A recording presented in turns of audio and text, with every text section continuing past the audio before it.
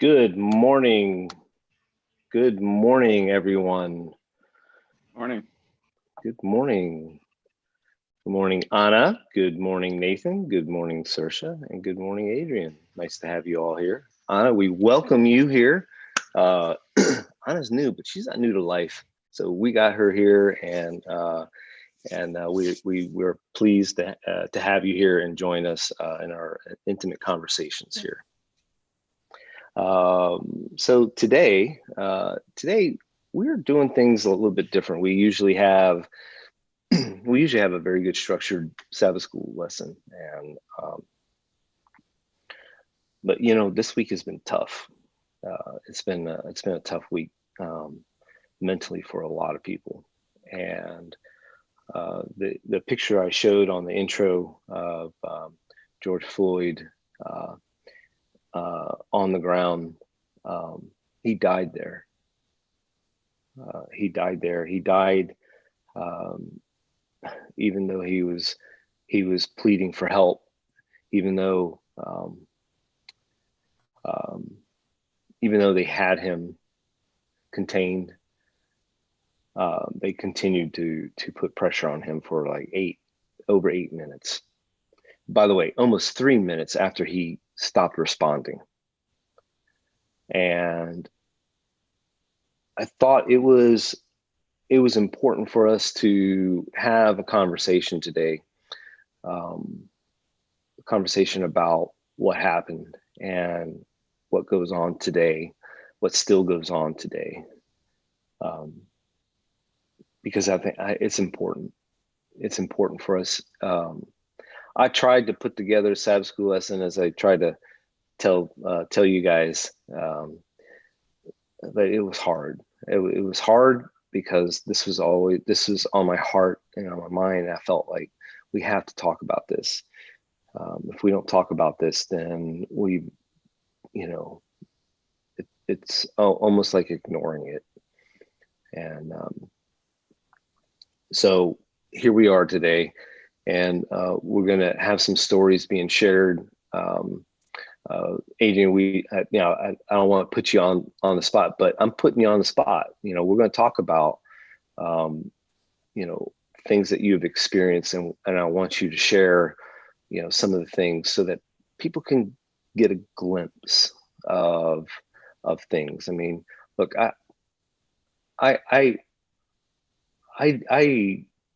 grew up not really being sheltered, but I was a Navy brat, so I moved back and forth everywhere, and I always had to get new friends and try to make new friends, and I was friends with whoever wanted to be friends with me. And I didn't stay in one place. I didn't get cultured into a community, a thought process. People always go, "Where are you from? I can't tell your accent." I'm like, right. I'm not from anywhere. Where are you from? I was a Navy brat. No, where are you from? I'm a Navy brat. You don't understand. But the good news about that is I didn't get like sucked into one thought process or one mentality. But I will say that I was not immune to some of the culture that surrounded me and how it influenced my mind and my, and the things that I know. So I don't, I don't want to talk forever, but I just want to kind of intro our lesson here that, we're pretty much flowing here with what's going on and not too structured today.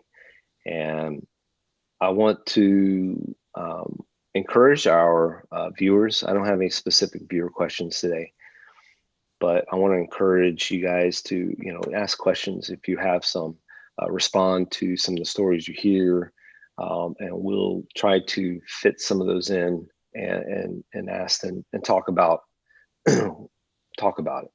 So without further ado, would like Anna, if you could have prayer for us, I would appreciate it.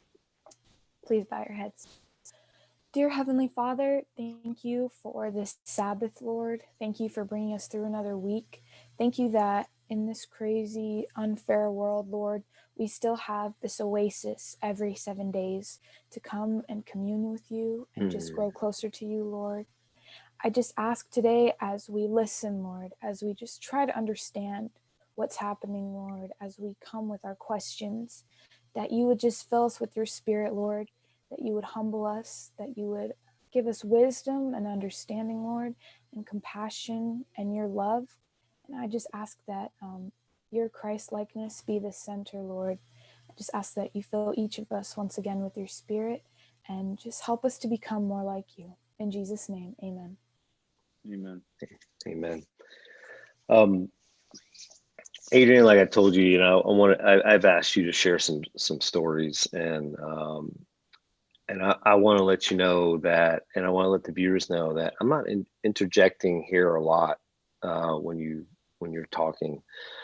I want you to explain how you feel, man, how you feel, some of the experiences, how they made you feel, and we're going to just start with that and let the conversation flow from there. Okay. Okay. And also, if any of you guys have any questions, like maybe if I like pause or something, you can ask and I'll try and answer my best as well. Sounds good. Don't worry about raising your hand here. Just go ahead. All right, guys. Yeah. All right. So, man, I guess I could start with, well, I'll start with how I felt with the whole George Floyd situation. So, a couple years back, I'd started hearing some of the stories about crime with cops and how like some Black people are getting shot and stuff like that. And I didn't necessarily grow up in like poor parts of like the city and stuff like that. So I wasn't really used to that life, so to speak. So hearing those type of stories for me was like, what? Like that's weird. Like it wasn't normal for me. Um, and now like fast forward a couple years, it's kind of to the point where hearing stuff like that on the news just seems kind of like a norm, you know. And there's so many celebrities or other people that'll be like, oh yeah, stuff like this has been happening. It's just that the media is sharing it more and stuff. Whether that's true or not, the fact that these things are still happening today is just very sad. Like I don't even know how I felt when I heard the news, when I watched the video, just hearing the audio, because for me growing up, my parents raised my sister and I to treat everyone the same, to treat everyone with kindness, with love, and with respect. And so I guess backing up to where I grew up in Bloomington, Indiana. That is in the Midwest. There's a lot of corn and like farmers and not a whole lot of people. And so I started off, my mom homeschooled me for kindergarten and started teaching me math and, you know, some of those stuff. And so like, I've always loved math growing up.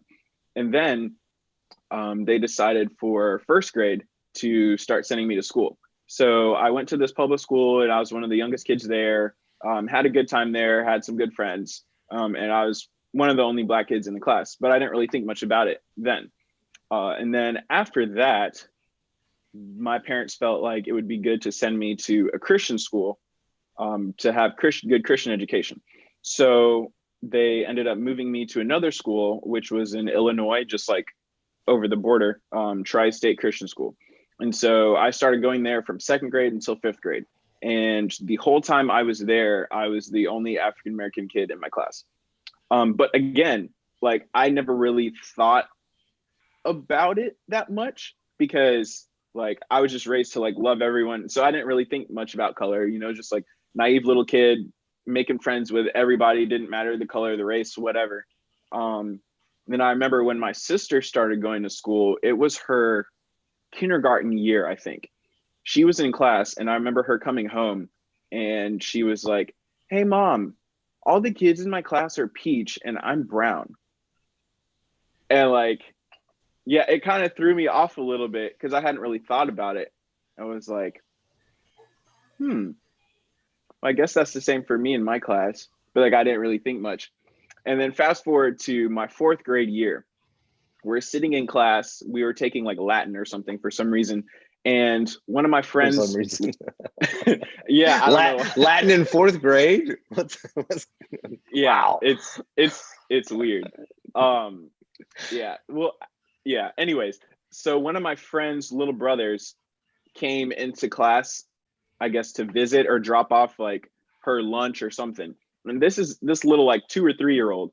And so he walks into class and we're in the middle class and everything. And so of course, when a kid walks in, everyone's like, "Oh my goodness, it's a kid. Like, hey, how's it going?" And so he's walking around to all of the desks, just like looking up at the people, like smiling and waving or whatever.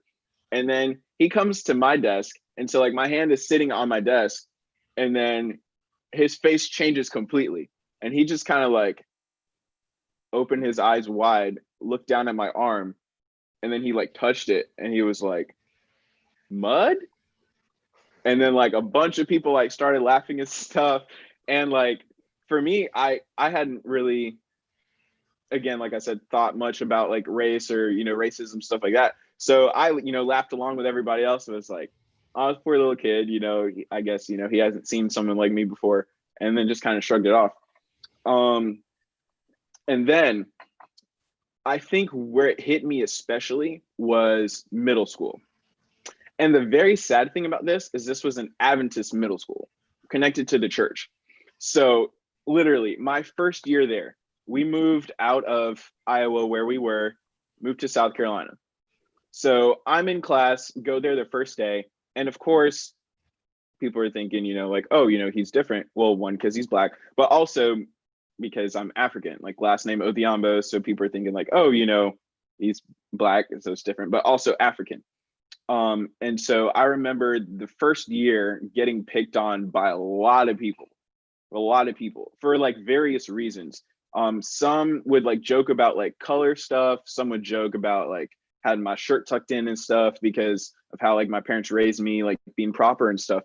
Um, and then I remember specifically there was this girl that I liked, and I told her that I liked her, and you know, just like a little 6 year old, like or sixth grade crush, and I don't even know remember if I asked her out. Maybe I did, but her response to me was that she doesn't date black guys,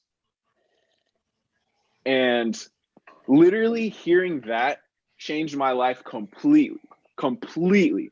Because all along, you know, I was thinking like, "Oh, you know, there's little things here and there." And as I got older, I was getting more and more accustomed to like, you know, hearing about like racist stuff. But I was thinking like, "Oh, okay, well, I didn't necessarily grow up like, you know, in like that type of society. So like, I'm fine." And then hearing someone in my class at a Christian school tell me, "Yeah, like I don't date black guys," or like "I'm not into black guys." That like just changed my mind completely. And so I start thinking like, "Yo, is like I didn't think there was anything wrong with me. Like I I just didn't even know what to think." And I mean, even to today, I can still remember how I felt. And so ever since then, like whenever I would see like other people in relationships and stuff like that, I would tend to be kind of jealous, thinking like, okay, so maybe they like this person because, and this was around the time where like Justin Bieber was huge, like when he first started. Um, and You so like, mean like fat? Like he was like no, no, like when he first, I guess, just like started his career, like singing and everything. Um, and so everybody knew about the whole Justin Bieber hair and everything. And that was like a huge like Caucasian thing where like blonde kid with blue eyes has like the flip hair, and like girls would go crazy about that and everything. And so I'm there thinking like, is it just about the hair? Because at the time I was getting buzz cuts. So it's like, all right, I don't have that hair, but also I'm black. And it just kept popping in my head because of what this girl said. And it's like, okay, maybe it's not just the hair. Maybe it's like my race. It's like, I don't know. And back to what I said about my parents, I appreciate how they raised me, because even despite hearing those comments, my thought process was, I want to change people's mentality.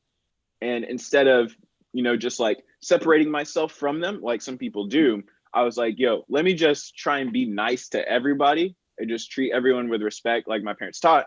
And I just felt like, hey, maybe I could win someone over just by being nice. It doesn't necessarily have to be how I look, so to speak, just by being nice.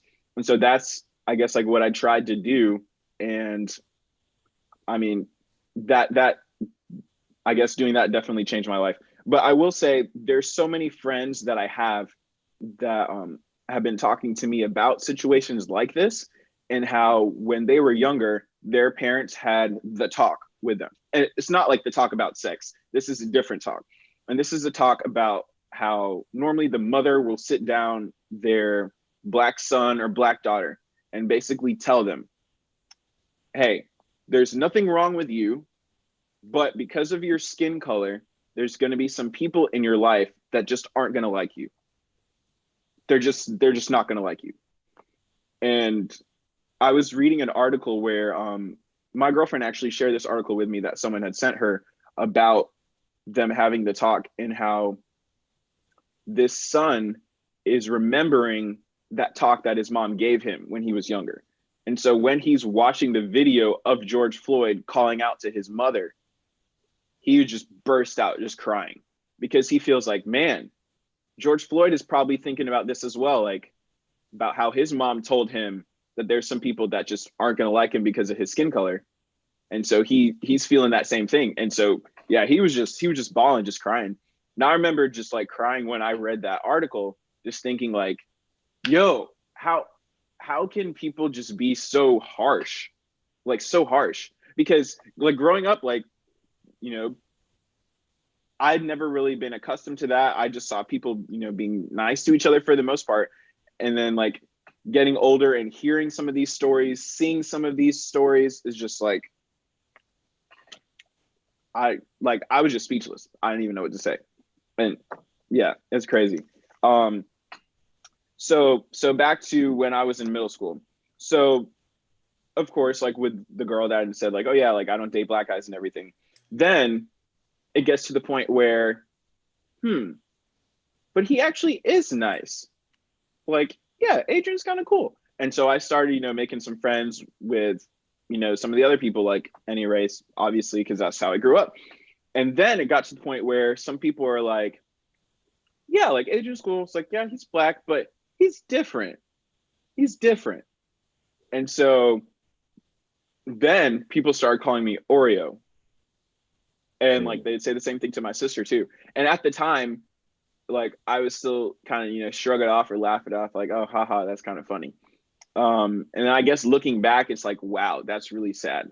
And I mean, obviously, I'm sure you guys have heard that before, where it's like Black on the outside, white on the inside. And so my thing is, okay, so just because I act the way I do, that means I'm white. Like, I just didn't understand that, because I was like, okay, clearly, like skin color, I'm not white. Like, obviously, and it's like the way I act, it's not like I'm acting a certain race. I'm just acting the way I grew up, the way I was raised, And so back to what I was saying about the conversation that parents sometimes have with their kids, like the talk, there are some parents that, unfortunately, due to some things that have happened to them racially in the past, they take it a little further and say basically to stay away from white people. And so like even now, like when I'm working with like some different people in the music industry and stuff like that, and some people are like wanting to have songs about like, all Black power, like all Black everything and stuff like that.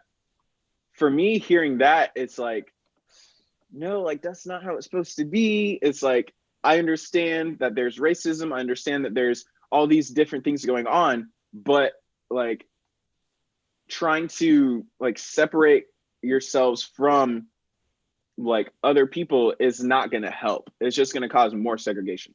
But like looking at it, it's understandable, the mindset, because of seeing all of this hate.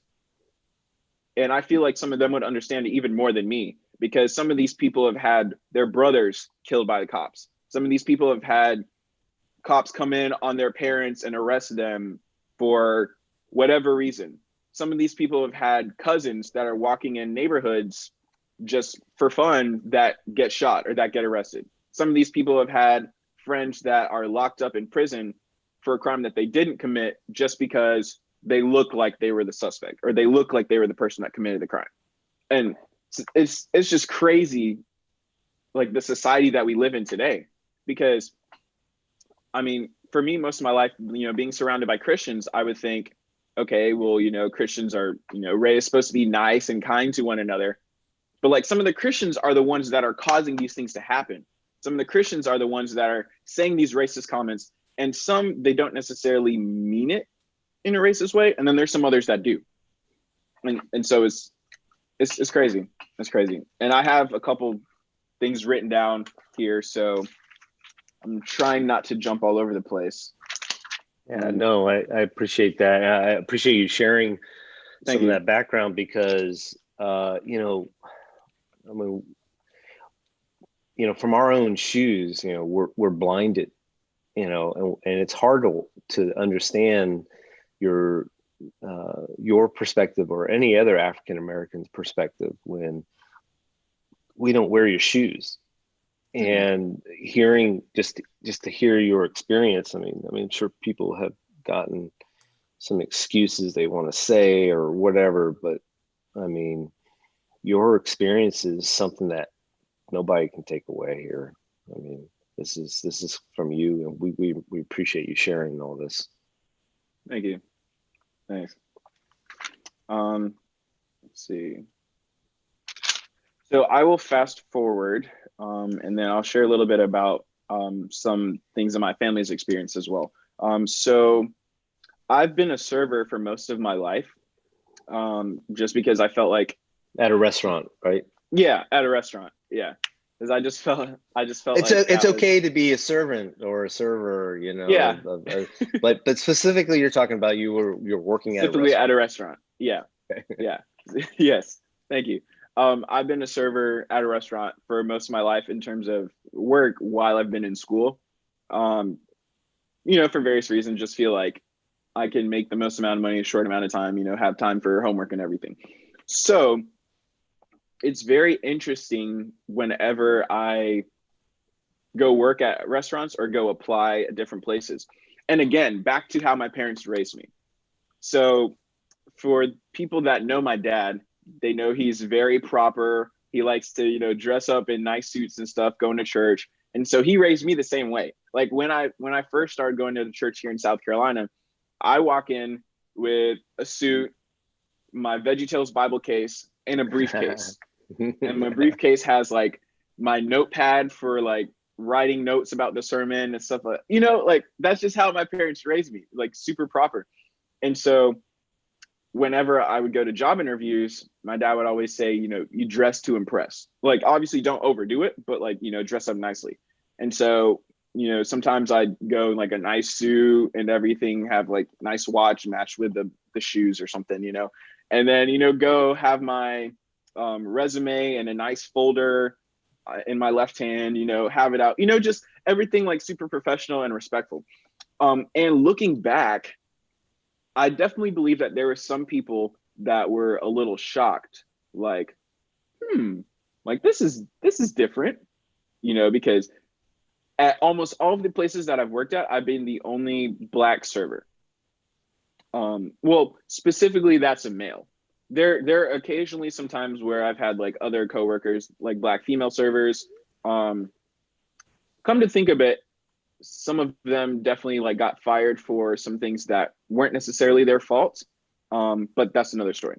So going to these places and everything, I always try my best to be kind and be respectful to people as my parents raised me. And so, fortunately I was able to get the job. I think I started at like Cracker Barrel or something like that. And so I'm there working.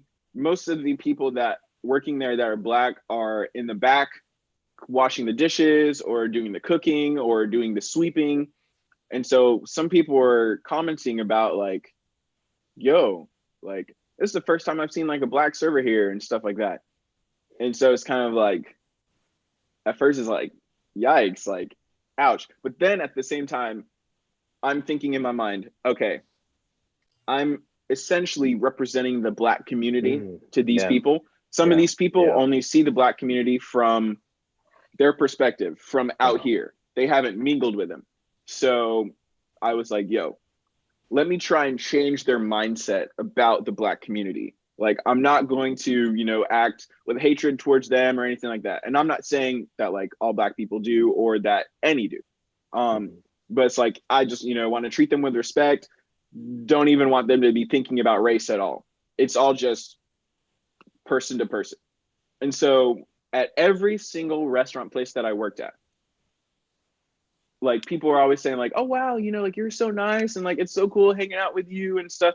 And there were some people that like wanted to hear more about like my culture and stuff like that. And so I was able to share with them, and they're like, yo, like that's really interesting. Or it's like, oh, that's cool, thank you for sharing and stuff. And I would say especially with the customers, I would be told by the host or the hostess, like, hey, Adrian, this is going to be your table. And so there are a couple times I would see the customer kind of look in the direction, like to see me. And like, some would smile. And then someone kind of have that look like, And Great. so, yeah. And so just thinking about it, I feel like there's a lot of African Americans that would be like, wow, okay, they're already writing me off. All right, I'm just, going to be rude to them, like, or whatever. Because I had like some friends that actually did that. For me, I was like, again, let me change their mentality, because they probably think that I'm going to be a specific way because of some stereotypes that they've heard. So I was like, let me just act completely different. Well, I mean, acting like myself, but different from how they think I would act. And that would change their mentality.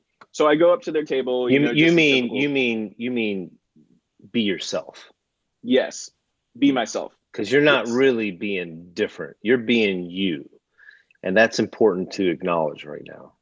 Yes. Thank you. Yeah, you're exactly right. You're exactly right. Yeah, I guess like to clarify, I was acting like I was being myself, but I guess it was different from how they thought I would act.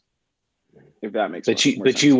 you weren't going to let how they looked at you determine how you treated them. So you were going to be yourself. That's what you're Exactly. basically saying? Exactly. Yeah. So I'd go up to the table, big smile on my face, hey, how are you guys doing today? My name's Adrian. I'll be taking care of you guys. Anything I can get you to drink to start off with, just like something super chill, super casual. And for most people, if somebody walks up to you with a smile and is just like super chill, you're not going to think like, oh, wow, that's a rude person or that's a mean person. Most people would be like, oh, okay, yeah, sure. I'll get this, have a good conversation.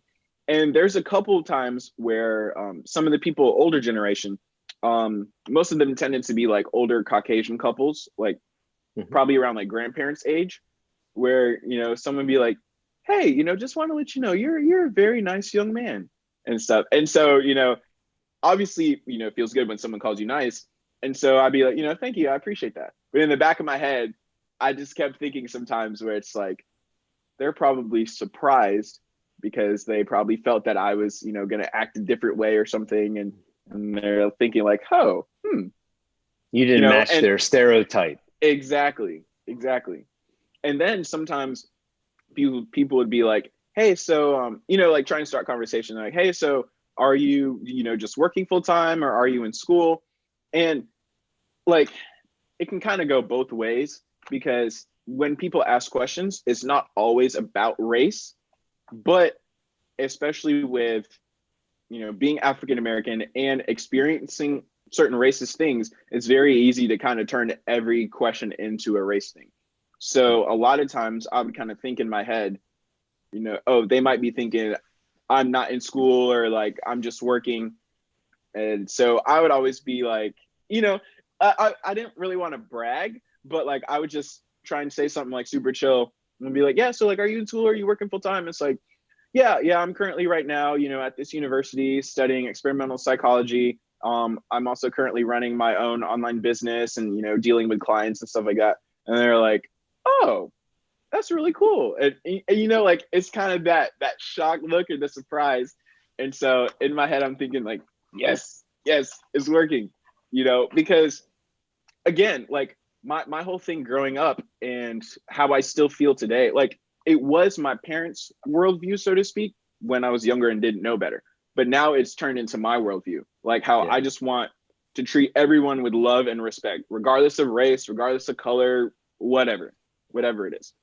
And even if someone like treats me bad or wrongly, I don't want to like do the same back to them, because I don't want them to have any type of fuel like, oh, he acted like this to me. I don't want any of that. Any of that.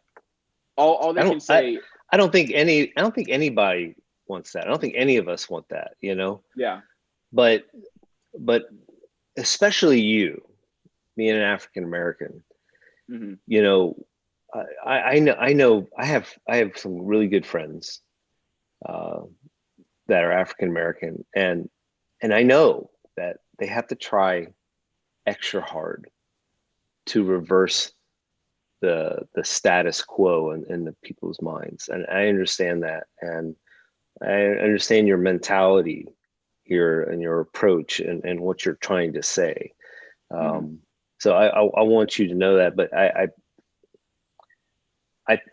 want to know, and I've known you for quite a bit. I mean, I've known you since you were a little scoundrel with your Bible and your suit and Yeah. tie, and I'd come to church and I wouldn't even have a tie, and I'm like, man, this kid's showing me up. What's up with this?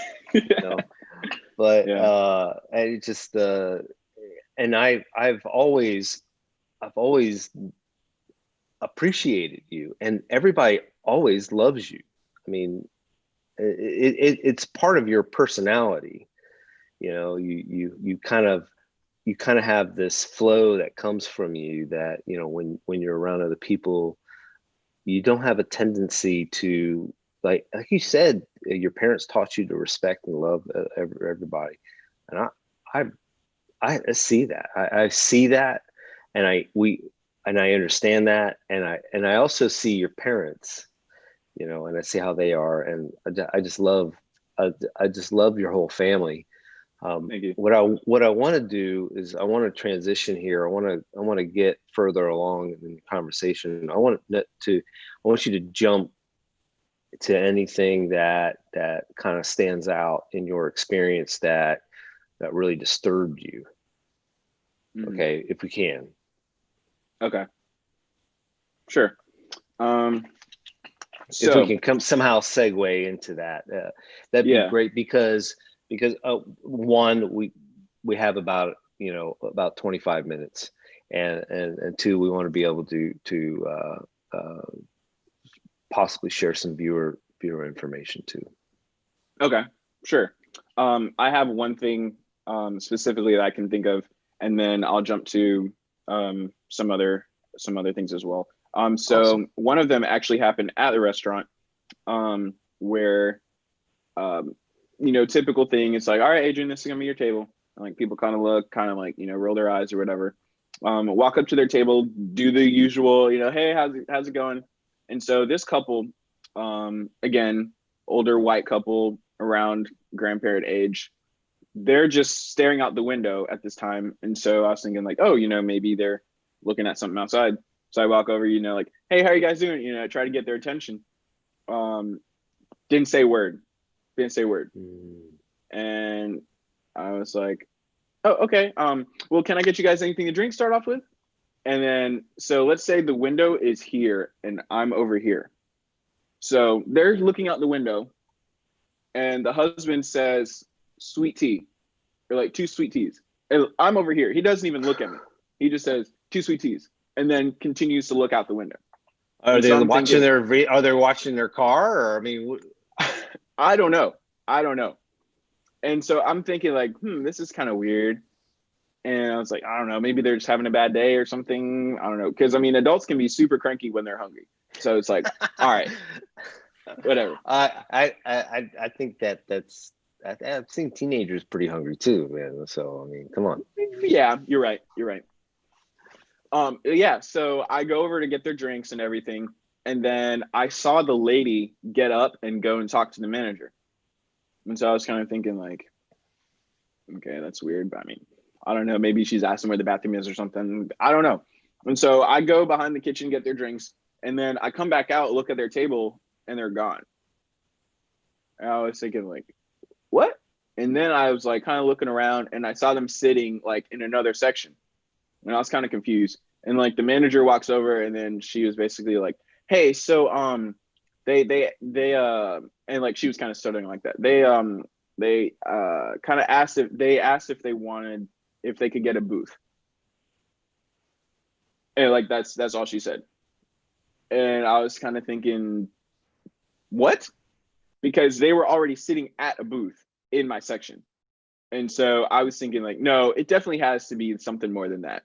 And I mean, for me, I like when people are real with me. So I kind of would have like appreciated if she like explained what happened versus like, it sounded to me like she was trying to come up with something that would, just kind of finish the conversation. And I was thinking like, yo, like they were in a booth. Like clearly it was something else. So one of my friends ended up getting that table. And come to find out later, they were saying how like they wanted someone they could relate with or like essentially someone that was white to serve them. And yeah, I was just thinking like, ouch, okay, like what did I ever do to you? I mean, And so how did that make you feel? I mean, like for the rest of your whole shift, I mean, was this on your mind? like I was pretty mad. Like people that know me know that I'm pretty happy like most of the time, like super chill. But like hearing this, I was like mad. I was so angry because I felt like, yo, you didn't even give me a chance to like, even, prove myself or whatever. You just saw me, assumed, boom, or it's like, oh, this is black guy. We don't want him. Let's go to this other section. And so I was so mad. I was so mad. Like I'm pretty sure I asked like if I could like leave early or something. And like I just went home and I remember like Did you sitting in the ask your car. manager? Did you prod your manager, or were you mad at your manager too? I mean, what was going Um, through your head? I didn't ask her anything at the time. I ended up asking the other manager after this one left because she ended up leaving early. And so before I left, I asked the other manager, like, yo, like, what was up with that table? Like, did, so and so tell you anything about what happened? Because she said that they wanted a booth, but they were already in one. Blah, blah, blah. And then that manager was like, yeah, sorry, man. Like, it was because you're black. And I was just like, what? Like, what? Why? Like, yeah.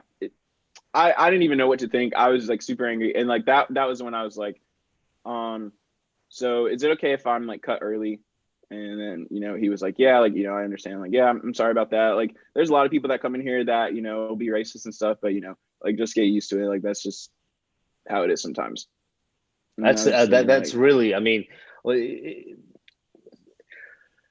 everybody wants everybody just to be calm about it. mm, Everybody wants everybody just to be, hey, just, this is how the world is. So just learn how to live in it mm, instead of learn how to change it. I mean, too many times African Americans are told just, hey, just deal with it. yeah, it's crazy. And then, like, my sister, she also, and this has nothing to do, like, against Adventists because this happens to everyone. But since, like, we're in an Adventist community, that's just, like, who we're around the most. So my sister was at Adventist high school, and this was her freshman year. And again, like as I was saying before, the way we grew up, we didn't really think that much about race. Like our parents never told us, like, oh yeah, like white people aren't gonna like you or whatever, so don't like them back and stuff. So we didn't really have any thought process or anything when it came to that. And so for my sister in her freshman year class, they had an assignment where they were supposed to make some type of picture or something for like art class. And so she was telling us that one of her friends photoshopped a picture of her in a cotton field and they had watermelon, grapes, and Kool-Aid like in the picture, and then they photoshopped a mud hut. And so like when my sister wasn't really thinking about it and was just kind of thinking like, huh, that's kind of funny, or yeah, that's weird or different. Hold on. How you guys Yeah. feel about that? How do you what's going through your mind? Everyone else here on the panel. Sorry, Anna. It just like that makes me angry, and I just don't understand, how somebody could think that that would be okay, or that that would be funny, or that that would be like a cool thing to do to like show off for their friends. Because I've never, felt like making a joke about slavery or somebody's race and what they go through would be like funny to do. So I can't even understand like how somebody would even have those thoughts. Like it just kind of blows my mind, and I like it's hard for me to just like connect the dots, and even just I mean I can't even see how somebody could even think that that was okay, and Mm-hmm. that nobody around would be like, hey, that's wrong. So Yeah. How about you guys? Anybody else? It's just cruel and unhuman.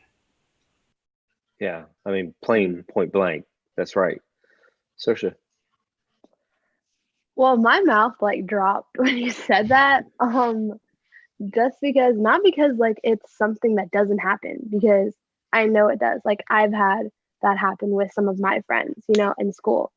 But it's just like to think that people think that's okay. Like after all of these years of we learn in school about things that people had to go through. We learn in school about what the African Americans had to go through when they were brought over to America for slavery. We learn about all the things they had to do for civil rights movement. We learn about all this stuff, yet we still let it infiltrate our hearts and like our churches and our schools and stuff, and let it into our lives. And it's like really sad, because just like thinking about that they think that that would be like funny.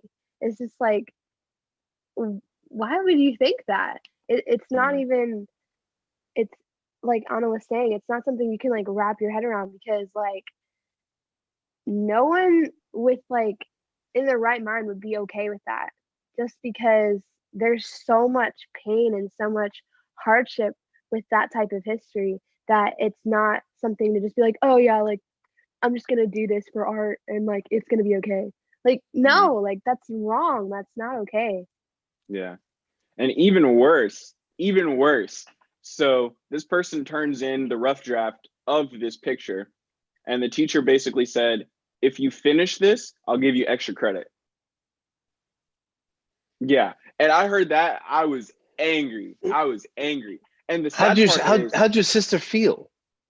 like, so this was her freshman year. So because she was talking to me about this, like, I think it was like yesterday or like Thursday.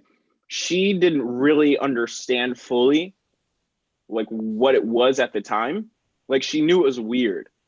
And like she remembers like kids laughing in class and stuff, and her kind of feeling that. Nobody stood up and told her that was the Yeah, moment. like, That was the moment. Did you say it was like a picture of your sister? Yeah, like it was a picture of her. And they photoshopped it onto like with cotton field, mud hut, like, yeah. and the teacher was just okay with this. Yeah, like they said, if you finish it, I'll give you extra credit. It's like hearing that to me, it sounds like something that somebody made up. That like, I don't even get it. It's crazy. Okay, crazy. so go ahead and continue. Go ahead and continue. Okay. Adrian. Yeah, so like, yeah, and then I mean, like with her growing up, how like people were always calling her like shadow and stuff like that, and saying like, oh, you're so dark. And for the longest time, she never wanted to refer to anyone as black or white, because like even this morning she had on a black shirt and she was like, yeah, this is black. This is not black. I'm not, the same color as that. Like growing up, that's just how she always thought. This is not white. This exactly. is Mexican. Yeah, I was in Mexico for 5 years. So this is all no. that's funny. Your hair's, some of it's My white. hair. So, This is white. yeah, there you go. This is I white just here. wanted to Yeah. make a quick comment. I don't know. Go I've ahead. realized this before, but it's just like you remember like so clearly and so well like these things that happened to you because of your skin color. Like even though like the first time it happened you might have been 6 years old and it was just a little kid, you know, who made a comment about your skin color, but you remember that, and that doesn't go away, and that never like fades, and that Yeah. you know that hurt, you know, that confusion, that like I don't understand, like you carry that with you. It's just like what people say, like it matters, especially when it's about, you know, race and about your ethnicity and it's about your identity. And it's, you know, it breaks my heart that almost every Black person, almost every African American has a story like this and has many stories like this where they can remember the first time that they were confronted, you know, with is there something wrong with me because of the color of my skin? And, you know, I hear that story over and over, and it just, you know, like how much power our words can have on somebody else. Yeah. And like I remember like my parents never my parents never had like the talk with us about the whole like, yeah, you know, some people are gonna think you're different and stuff, because like we didn't really grow up that way. So like I guess they never felt the need for that conversation. But like as we got older, like we just started experiencing some of those things for ourselves. And then like, you know, we would come back and, you know, talk to our parents about it and everything. And I specifically remember whenever I got my first hoodie, I don't remember what movie. I think I was watching like Star Wars or something, and like they had like their hoods up with like the lightsaber, and I was like, yo, like that's cool. And so it's like I like had my hood on, and then like in the house or something like that, and then my parents were talking about how like basically if I'm ever like walking outside or like in public to not wear it, or like to have like the hood on. And like I was kind of confused. And then like later on down the road, you know, certain things happen. For example, with like Trayvon Martin and, you know, like all these other people, you know, and it's kind of like, oh, okay. I kind of see like what you mean. And it's like, I like, it's tough. Like there's some people in like other communities that will make fun some, or like that, I guess used to make fun of how I would dress and stuff like that. And for me, it's like, yeah, I'm purposely dressing a specific way. And like, whenever I'm leaving the house, even still to this day, I'm always thinking like, how do I look when I'm walking outside in public? Or it's like, how are other people going to view me? And that's just crazy thinking that there's people that don't have to worry about that. Like they can just get up, put on whatever they want, just go out, do whatever. And, you know, they don't have to think about that. And even when it comes to like meeting other people. For example, my girlfriend's white, as some of you know. And so when I went to meet her stepdad, we were at a restaurant and I was super nervous, like before meeting him, because like, you know, I knew at the time, like, you know, he wasn't Christian, stuff like that. And I mean, just because someone's Christian definitely doesn't mean they're not Yeah. racist. Right. And so I was like, I hope he likes me and like all this stuff. And, you know, fortunately, he ended up being like super sweet, like love the guy to death. Unfortunately, he passed away. But he was such a wonderful man, such a wonderful man. And I remember like it was so it just warmed my heart whenever I would see him and he'd come over, give me a hug, and you know, ask like, hey, you know, how you're doing, and say how I was like part of the family and stuff. And then when I met my girlfriend's brother's family, and so it was him, his wife, and his wife's parents, and it was at like her little brother's birthday party or something.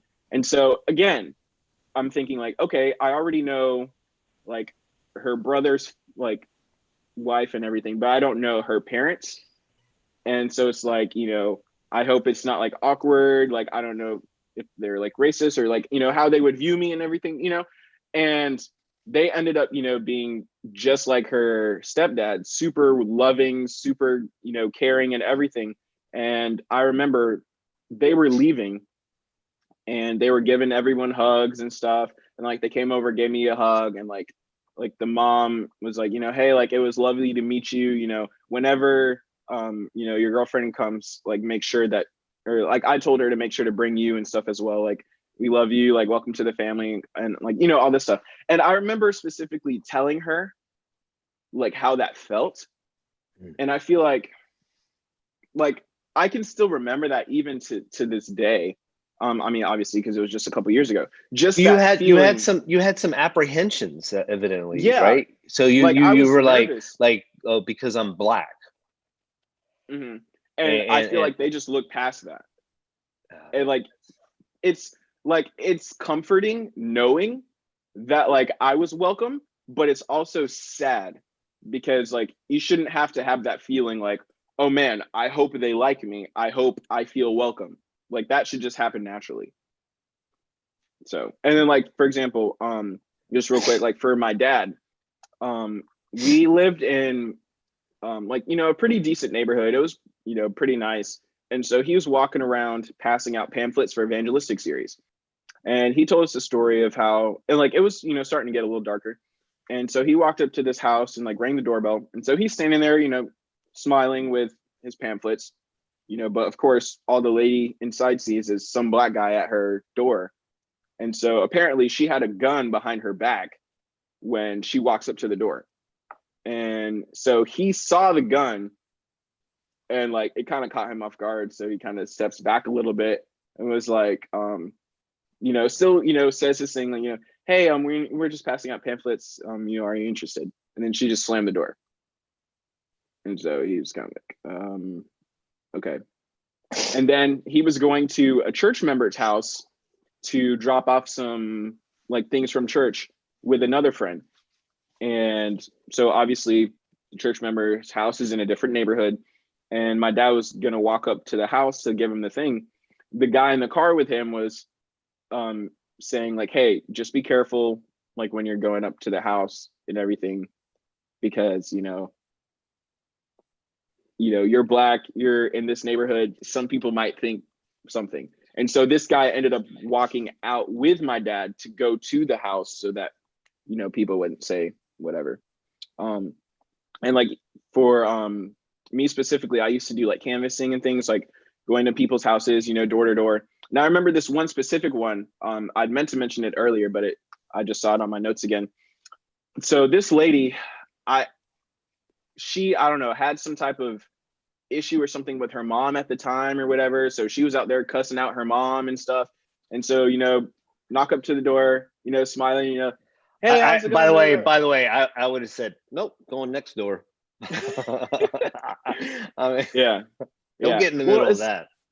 Yeah. Yeah. For me, I was thinking like, hey, you know, maybe a smile might cheer her up. Like, I don't know, you know, That's possibly. Adrian though. That's you, man. That's you. Thanks.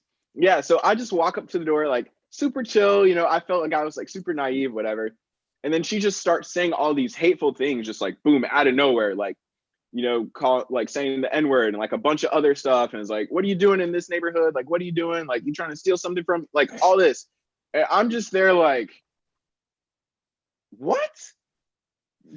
Like, just look at me. Like the way I was dressed, like had a polo shirt on, tucked in with khakis, had like nice shoes on with a bag, smiling. Who cares? Who cares? Do I look like I'm gonna steal something from you?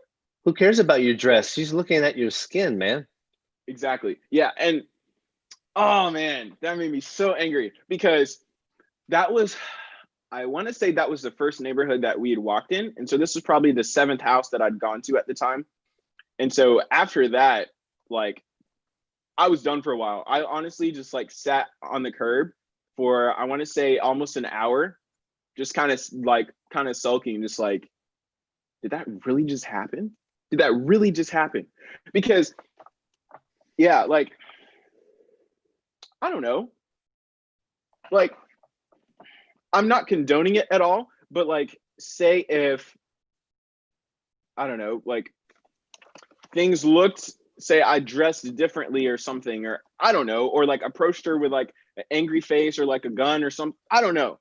I don't know. I'm not condoning it at all, but like just the fact that the way I was dressed and like just her seeing me and instantly jumping to this and just saying all this. And like, yeah, sure, part of the hatred and everything could have come from when she was talking with her mom and stuff. But like, I didn't do anything to you. I haven't done anything to you. And like, you just come at me with all of this. And it's like, all right, well, I don't want to do this anymore. I'm gonna just sit here because this It's obviously isn't working. it's deflating. Yeah. I can't imagine. I mean, look, I've never been looked at like that. It's easy for me to just say, well, deal with it. It's easy for me as a Caucasian to say, you know what, that's life. Life is unfair. I mean, it is. It's unfair to all of us. Okay, let's just be honest. It's unfair to all of us Yeah. in one way or another. But it's just watch that dog, Saoirse. It's just it's heartbreaking to just hear it, to just listen and to hear, you know, the blatant racist comment, you know, especially as somebody I love. I mean, I love you, Adrian. I mean, you know that we've known each other for quite some time, uh, and I love your whole family, and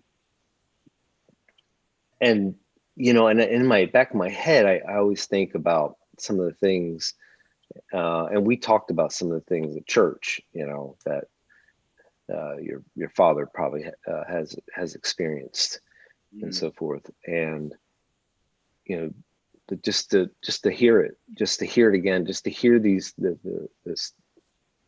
you know, the blatant attitude. It's heart wrenching, but I can't even imagine what it's like as an African American. I mean, I can only empathize and sympathize from the color of my skin, because I have never been in that real life situation.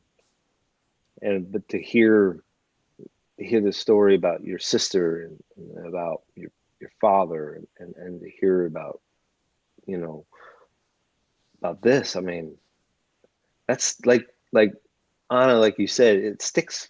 It sticks for life. Mm-hmm. So you remember it like it happened yesterday. And Yeah. like she was saying, like the other incident, I was like 6, and like I still remember it exactly how it happened. Yeah. I just wanted to say, I canvas too, and you know, as a canvasser, sometimes you know you meet rude people and you have hard days and you just get rejections. But I have never experienced something like that, and I think that's something like as a white person, I can have bad days and I can meet rude people and I can meet people who mistreat me, but it's never on that level, and it's never, you know, attacking like who I like, my identity and the color of my skin. So, you know, I had bad days and I had rude people canvassing, but it was not even on that level, you know, where people were accusing me because of the way that I looked. And so that just, makes me angry and it breaks my heart at the same time. Adrian, do you have a? Thank you, Anna. And I think that I think we all feel. Uh, we all feel that. We all feel that for you, Adrian. I wanted to ask that, you know, Adrian, if you got another quick story to tell us, because I do have a couple questions that I want us to kind of guide this conversation. I know we're not going to solve this problem. We're not going to solve this problem right here. We're talking about it, but there's some other things I do want to ask. Do you have anything, another specific incident that you would like to share with us? Because, by the way, and I want to let our viewers know, we're going to be a little bit longer today, just because it's necessary. And Adrian, I don't know if you have time. I know that you usually are locked in with church. Are you okay with time right now? Yeah, I'm good. Okay. All right. Good. Go ahead. Continue. So this is another instance I heard from my sister. So she's going to Southern at now. She just finished her freshman year, And so her and her friends were driving around downtown Chattanooga. And they were in what like people would say like the sketchy part of town, so to speak. And so they saw this cop dragging a black guy out of his car.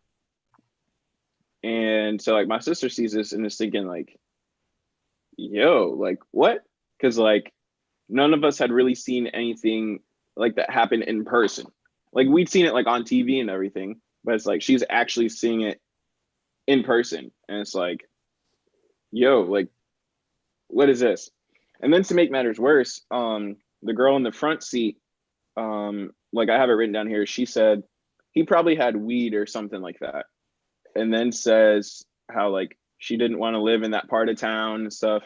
And then they just like, yep, move on in the conversation just like that, like, oh yeah, so what store are we gonna go shopping and stuff?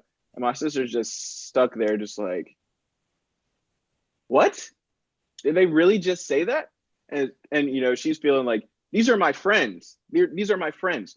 And again, like what I was saying before, when people, would call us like Oreo and stuff like that, I feel like some people would feel like, oh, yeah, we're white. Like they're saying this, like we're white, and Adrian or Lila, they're white as well. So we can say these other things about Black people, and it probably won't affect them because they're not really Black.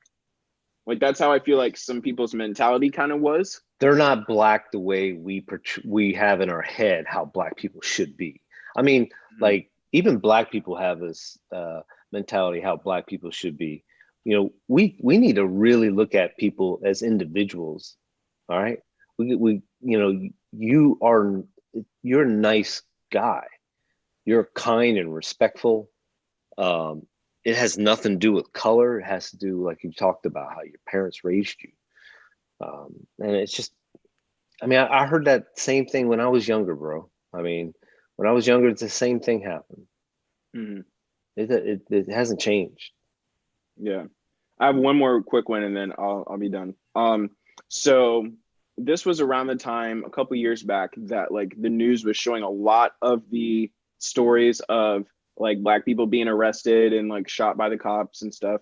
And so like me just hearing that is, since I hadn't experienced anything, it's like, wow, like that's terrible. I can't believe stuff like that can happen. But again, it's like I'm not seeing this in front of me. And so one particular day I'm driving back home from work. It's like 11:30 at night, and like the part of town like that we lived, like it was a pretty nice neighborhood and stuff like that. And so I'm driving and I did a rolling stop.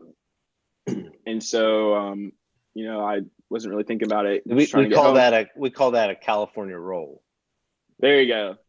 California roll. And so next thing I hear like a police car behind me, and I like first thing I think is like, oh no, like I was so nervous, like, oh my goodness. When I tell you I was so nervous because like I didn't know what was going to happen. And I remember specifically my dad had said, how, if you get pulled over or whatever, make sure you have like your wallet and stuff on the dashboard and like your hands on the steering wheel. So, they can see your hands. And so I was like, oh man, well, let me make sure I do that. So as I'm like pulling over to the closest, I guess, like neighborhood to, park, I'm like frantically looking in my, like bag to pull out my wallet. Cause like it was in the bottom of my backpack. And I was like, I don't want to like waste any time or anything. So it's like, I reached down there, grabbed that. And then I had my insurance on my phone, like the app. And so like my phone, like it was locked for a second. So I was like freaking out, like while I'm trying to drive. And so I finally get everything up and I'm just like sitting there. And like, I said a little prayer and like, it was basically like, God, please protect me and, like help me make right decisions and stuff. And so I'm like holding onto the steering wheel, just like kind of breathing, like, and then like the cop comes up and I had the windows rolled down and everything. So like nothing looked suspicious at all. And then, he walked up and he was super nice and, asked for registration, insurance, whatever, and everything. And so, he saw my hands, like gave him the stuff, acted super respectful and, everything. And so nothing ended up actually happening. Like, he gave me a warning and stuff, and, like, I went home. But, like, I clearly remember thinking, like, yo, like, what if this is it? Like, what if, like, I don't know, I, like, do something and he feels threatened, and I don't know, like, I get hurt or injured, or I don't know. Like, I did not know what was going to happen. And I remember, like, after he left, I kind of sat there for a while, just kind of like, whew, like, trying to take everything in, like, man, like, well, that just happened. And it's like, I'm glad I'm okay, And again, like, I mean, some people probably see my post on Facebook. It's like, not all cops are bad. Not all cops are bad. I'm not trying to say that. But the let me thing just is, tell like, you, whenever anybody gets pulled over, I mean, I start shaking. yeah, But I can't imagine what it feels like as an African American getting pulled over, and how more shaken I could be feeling. I mean, I just want to say that.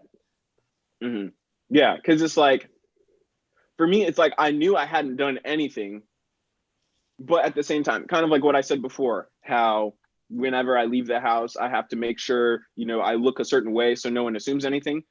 It's the same thing with this. It's like, cop pulls you over, make sure have everything there, have my hands up, so, they don't assume, like, oh, he's reaching for a gun or whatever. And, like, it's sad to say that I've gotten used to that in life, to where, like, at this point, I don't necessarily think about it too much on a day-to-day basis. It just naturally happens. It's just naturally like, all right, let me wear this so, like, I look, whatever. But, like, I just imagining how nice it must be to, like, just go through life and not worry about any of that. Yeah. Have your parents had the talk with you? And you know what I'm talking about? We're not talking about birds and bees. We're talking about the talk as you, as an African American, and yeah, some well, of the like, dangers. Yeah, they hadn't, like, when I was younger, but, like, later on, my dad sat down and was talking with me about, like, different things. Well, and part of it is because with the way they grew up, both of my parents were born in Kenya, and so they didn't necessarily experience, like, the racism and stuff in the same way that African Americans do here in America. Yeah. So, like, they probably felt like, oh, that might not be something, we need to share, because they were a little naive to it as well.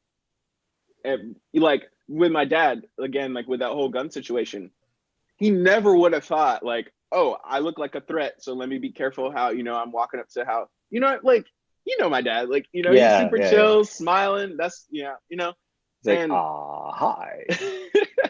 it's like, a lot of it was eye-opening for the whole family. It's like, my mom had some experiences at work where, people were racist to her and stuff because she was, asking them, like, she was their boss essentially. And, she asked them to do some stuff. People were calling her bad names and everything. And she's thinking, like, yo, I didn't say anything wrong. Like, I just asked kindly, hey, can you do this? And so it was kind of like a rude awakening for the whole family. So how do you love your neighbor? How do you love your neighbor through this? I mean, I can't. I mean, I think it's important to be angry. To be angry when you've experienced this. I mean, I get angry when I see it. I can't imagine experiencing it firsthand. How can you love your neighbor through that? How difficult is this for you? I mean, like, go back to your restaurant situation that you talked about, right? I mean, how much time did you sit and reflect on that after you left? It was a while. Like, I had probably like a 30-minute drive back home, and I'm normally, like, listening to music, just, like, jamming in the car, but, like, everything was off, and I'm just sitting there, just like, what just happened? And, like, I even got back home and sat in my driveway for, like, a while. I don't know how long it was, just like thinking, like, did that really just happen? Like, to me? Like, what? because again, I hadn't had something like as bad as that, so to speak, happen like personally. I'd like seen stuff and some of the experiences when I was younger, but something like this specifically in front of me, just blatantly, oh yeah, sorry, they didn't want you, because you're black. Just like that blunt, just straight up like that. Like, yeah. And the thing is, I feel like it's easier to forgive when you don't have to deal with the person again. And so for me, obviously I hated the situation and everything. And in my head, it's kind of like, you know what, they're just grumpy old racist people. Like, they're going to be how they are, whatever. It happened. Let me try and like move past this. Or I guess in my mind, kind of have that filter, like, all right, there's some people that are just going to be blatantly racist. Let me kind of mentally prepare for that every time I see people that seem kind of similar to them, so I'm not like caught off guard again.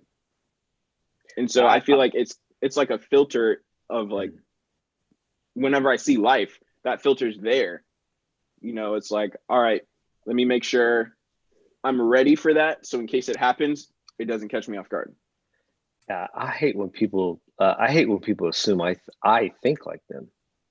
Mm-hmm. Like, I have a neighbor that was, talking about how where we used to live, and the first thing that came out of her mouth was like, "Oh, I hope it wasn't around where all those black people live." And my wife and I, we were just, I mean, we didn't say anything because number one, we just moved in. All right, it was the day we moved in, right? But we were just speechless. We just couldn't believe the gall. I mean, my wife is Puerto Rican, but she's not African American. And so it's like, we were just like, okay, what else is going to come out of this lady's mouth? That maybe we should just let this flow so we can get this complete picture of what's going on here. And, but to us, it was just like, oh my goodness, that was our welcome to the neighborhood type thing. And I mean, it's appalling for me to hear, stuff like that. But let me ask you, what are some practical ways that for us to let African Americans know we love them and support them, especially through these times, like this incident that, there's riots everywhere. People are, protesting over this stuff. What are some practical ways for everyone, for all of us who are not African American, to help them know that we love them and support them? Well, I would say, like, I'll like say something first and then come back to your point, or your question. One thing that has really annoyed me, which I know is the same for a lot of other African Americans, is whenever I see people posting just about the riots and saying like, wow, those riots are terrible. Like, even some people like in higher places were, saying, those rioters, they're thugs. Once the looting starts, the shooting starts, all this stuff. And it's just like, and then, like, and they say nothing. And they say nothing about George Floyd. Exactly. That's the thing, because I'm African American, obviously. I'm not in support of, like, I don't approve, like, rioting, looting, whatever. I also don't approve blatant murder. And so, like, while what they did, it wasn't right, I totally like understand why that happened. And so to just address that solely and like say, oh yeah, what you guys were doing, or what that's wrong, that's terrible, you shouldn't be doing that, you guys are thugs, but then not say anything about, oh yeah, sorry, this person from your community got blatantly murdered, someone kneed on his neck, killed him while he was calling out to his mom. Like, I'm just gonna ignore that. Like, yeah, I I feel think. like, yeah, go Oh, ahead. go ahead. Sorry. No, it's okay. Go ahead. No, Saoirse's got to say something. You got to go. Go ahead, go ahead. Okay. I was just gonna say that I think a lot during this time, I saw a post that one of my friends put up, and it was like saying how like pay attention to how your other friends are reacting. Like she's African American, and she was Mm-hmm. posting like pay attention to how your other friends are reacting who aren't black, and like pay attention to like their silence. And so one of the things I think is like people who are okay with just like ignoring the situation and not talking about it, they're basically like condoning it and agreeing with it. Because if you see something that's wrong and you choose to stay quiet about it, you're letting that happen. So a lot of Exactly. people want to say, yeah, the guys who were on his back and on his neck, they killed him. But in the same way, those people, those officers who were there, who weren't even touching him, but let all of that happen, they're still in the wrong too. And they're just as guilty because they chose to let something happen and they chose to be silent about it and just let something go on. So, I mean, I'm not speaking for the Black community saying that like this is how we can do it, but I feel like one of the ways that we can may show, and correct me if I'm wrong, but like show that we support the Black community is like not being silent about things like this, not like just saying like, oh, it's okay, or just making comments about like riots, or just making comments about like, oh, well, the police are just trying to do their job and things, but like actually just saying what it is and saying like this is wrong, this is not okay, and like using our privilege in a sense, because a lot of people who aren't black, like some Hispanic, some white, have a lot of like different struggles, but they also have privilege and have like, I'm not saying stronger, but like more platform. So instead of Mm-hmm. Yeah. using that to be like, oh yeah, like the Black community, this is what they get and stuff, like all this negative, using their platforms to be like, yeah, this is wrong, and just like showing everybody that they're not going to stay silent about it and let it continue to be a pattern, because racism isn't something you're born with. It's something that you learn. It's like your environment. When you are born into an environment that is just always talking negatively about a certain race, or just like hating on certain people, it might not even be race, it could be just cultures, or um like even like your sex and things like that, just hating on just like a certain type of person, like that gets ingrained in your mind, just like you were saying, Adrian, that you remember from like the first time when you were confronted about something about your skin color, like people who grow up in a certain lifestyle, certain environment with hate, they're going to remember that. And so in in a sense, we're just letting the cycle continue if we continue to be silent about it, because some people, they just don't know in a sense of like what's really going on. They only see through their filter, and we tend to just look at the point of view of one person. We want to only look at the point of view of someone we relate to, like you were saying with the couple in the restaurant. They want someone they can relate to, but we have to learn to think outside of the box, take off that filter, and be able to see the point of view of not just one person, but the point of view of many. Otherwise, we're just going to continue this cycle of hate and just something that God doesn't want from us. Exactly. Yeah, you're exactly right. Yeah, just seeing the support helps so much. So much.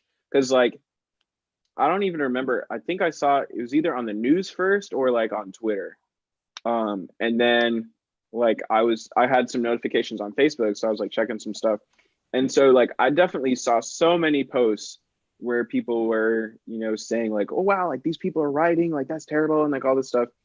And then I saw some posts of like other friends that weren't black that were saying like, this was horrible, I can't believe something like this could happen, I'm so sorry to, George Floyd's family, or to like the African American community. And like just seeing that, it calmed me down so much.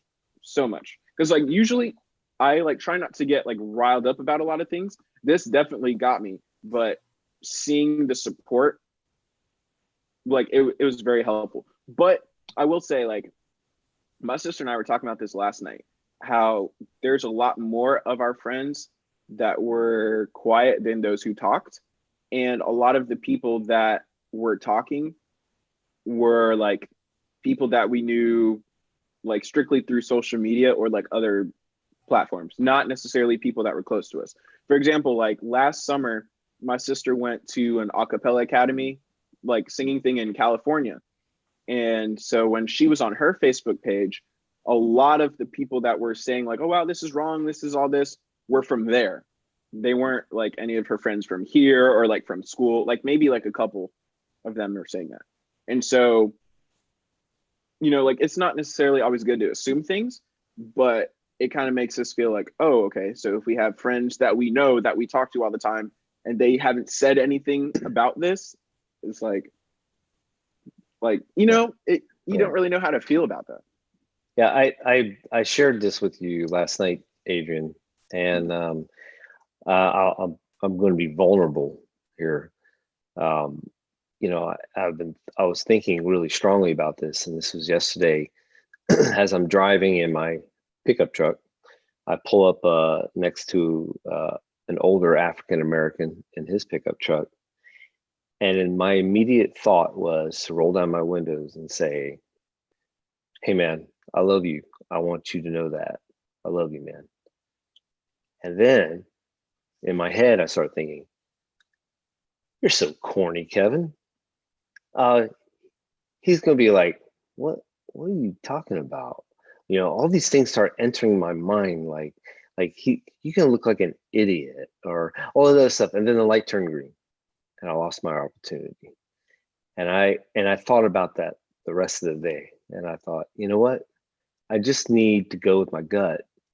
I need to say what's on my mind, and I need to let people know that I love them, and I need to make them feel comfortable. You know, I can't worry about how I feel or how I look or what's the perception. I got to go for what is right. Mm-hmm. And I think that's really what we need here. You know, we need to just it's I and I so I understand. I mean, I understand a lot of Caucasians and how they, you know, are hesitant because they don't want to say the wrong thing. They're not sure what to say. Mm-hmm. My call to the community is to say, just say something, and it could fumble your words, and you could, you know, uh, you know, accidentally say the wrong thing, and it's okay, but say something. Mm-hmm.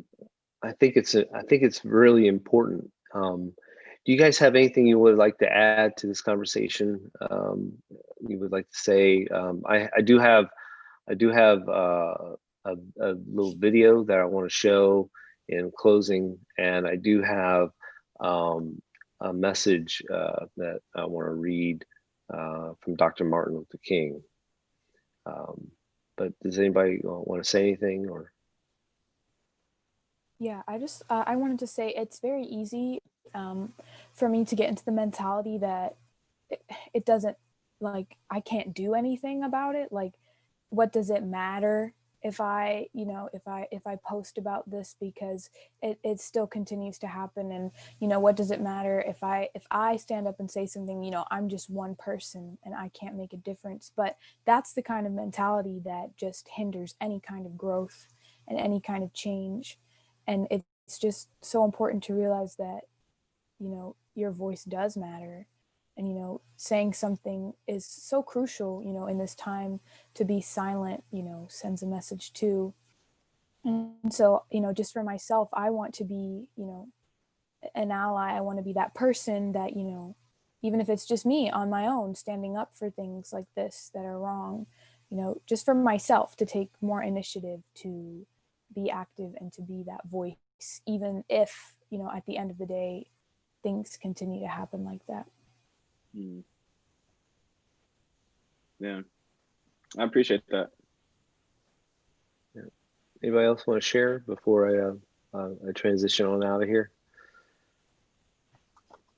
Hey, Adrian, I just want to let you know, I thank you so much for sharing some of your stories and helping us to step into your shoes just a little bit. I know we can't fit in them.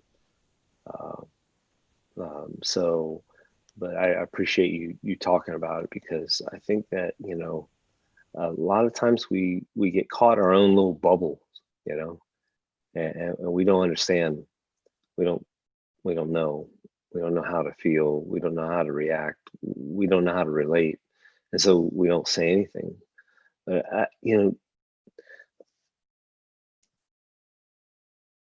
we have to say something.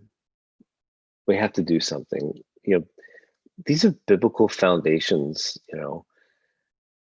In Psalm 89, verse 14, righteousness and justice are the foundation of your throne. Of the throne of God, love and faithfulness go before you. This is what the word of God says.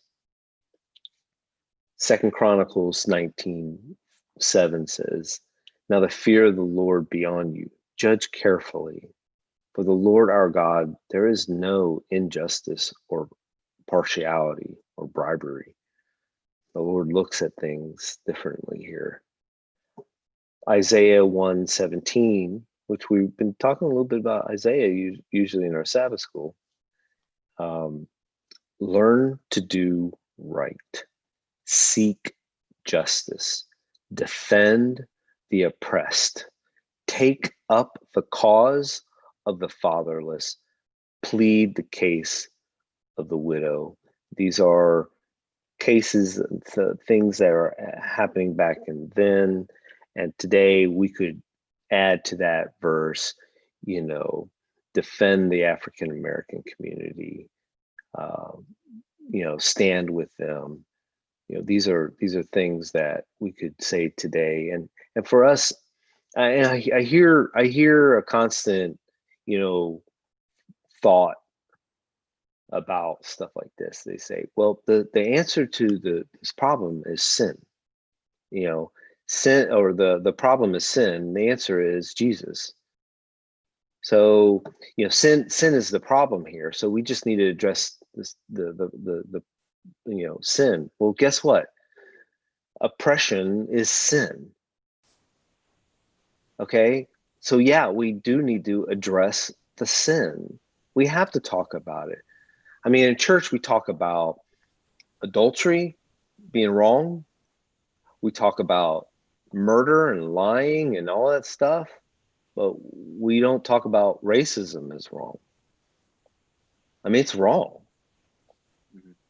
So just, it defaults to the principles that Christ had laid out on the wall. Love your God with all your heart, and then what? Love your neighbor. And this is part of loving our neighbor. This is not unbiblical for us to think this way. And in the riots, there's rioting going on right now, and there's nothing acceptable about it. I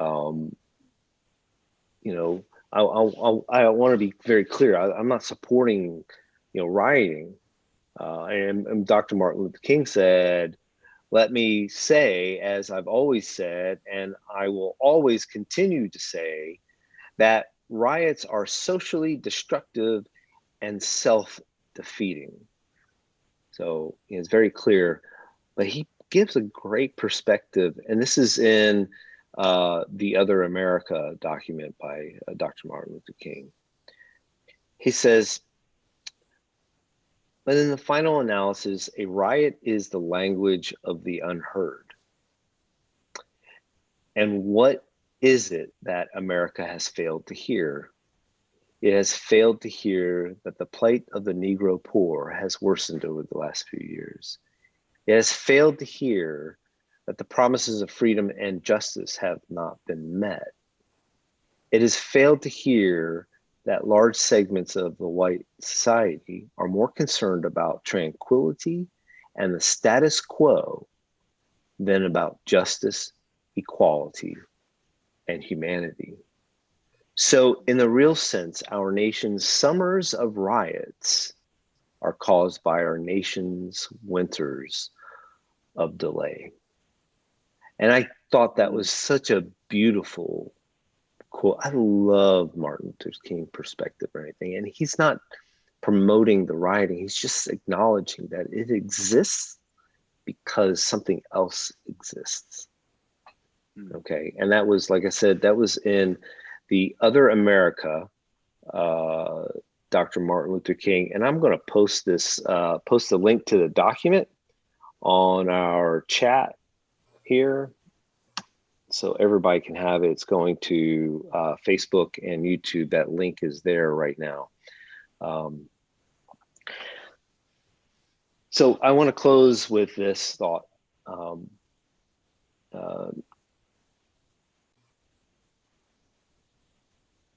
The Caucasian community needs to stand up, needs to do something. And I have a video that really sums it up.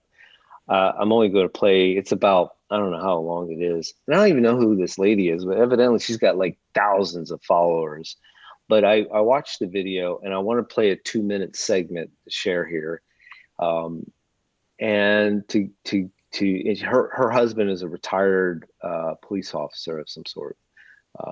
And so that's her perspective. So I want you to understand her. But I'm going to share right now what she has to say, and I'm going to come back here.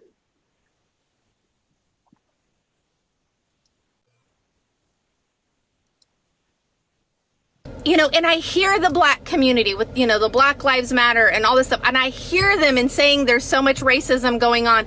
And for people like me that don't have a grid for racism, I don't see it because I don't relate to it.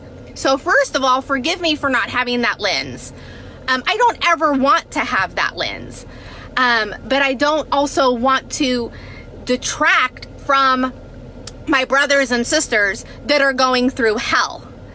And if that is the case, it is going to take every freaking white American to stand up and make a difference, to stand up and say, oh, hell no, not in my country, not on my watch, not in my lifetime. This is going to stop. If this is actually what's going on, that we have Black Americans that are literally afraid of law enforcement because this kind of crap is going on, it's not the Black Americans' responsibility to stand up and try and change that.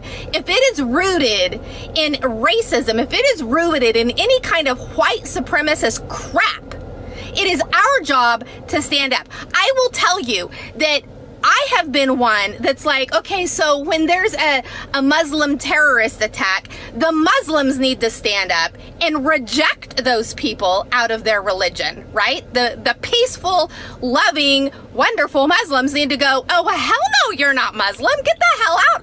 I'm saying the same thing for white people. We need to stand up and look at whoever this is, whether it's law enforcement, whether it's whatever organization of white people, and say, oh, hell no, you are not American. Oh, hell no, you don't embody what we stand for. And oh, hell no, you're not welcome in this country, as far as I'm concerned.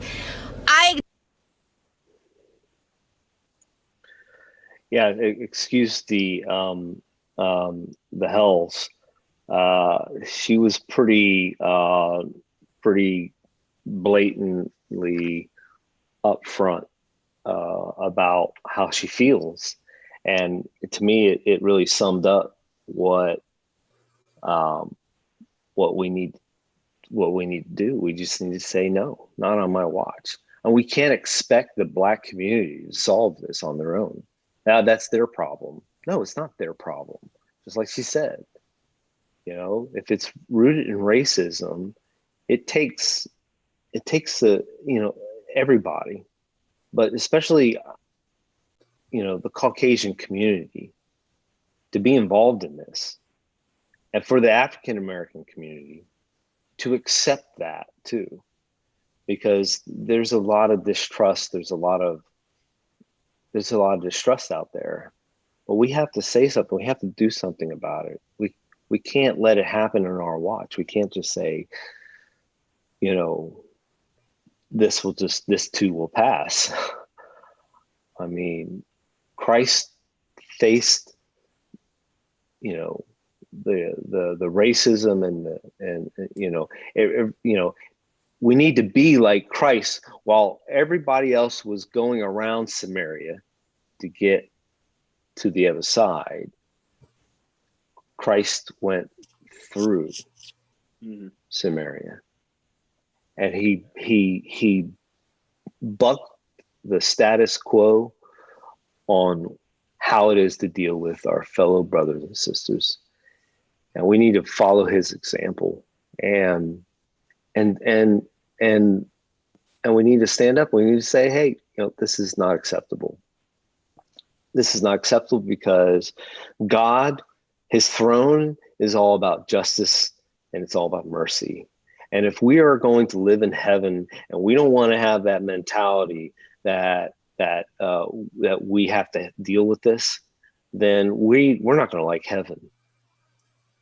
All right? Because heaven's all about justice and mercy. And we need to start living that here. So I want to thank all of our viewers for being on, and I want to thank all you guys for your participation here, but especially Adrian. I want to thank you for sharing your stories to help us to get a little insight into what it's like to be you, and we appreciate the forthrightness. And I hope that your friends that you have, and I know you have a diverse group of friends, I hope that they are a little more sympathetic and empathetic about you as an African American, and to just say to you, hey, I don't understand what it's like to be you, but I understand that it's not easy.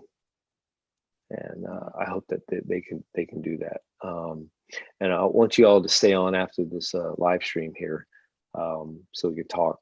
But I would like to close with prayer, and then we'll see you next week at 9:30. Let's pray. Dear Heavenly Father, we want to praise and thank you that you give us the opportunity to meet together and be able to have great conversations. And as we're going through this horrible time where a lot of horrible things are happening, and they're just happening so frequently, we know that all of this is a sign that you're coming soon, and we're grateful for that. But we ask that you would just give us the strength and give us love in our hearts to be able to combat all of this hate that continues to go on. Help us to be able to get your Christ-likeness in ourselves and be able to be that shining light in so much darkness that's going around. I ask that you would continue to be with all the viewers and bless them and their families, and us as well, especially for all of the families who have lost someone in this hate or in any other type of way. Continue to help us to be more like you. And we love you and thank you for loving us. In your name we pray, amen. Amen. Amen.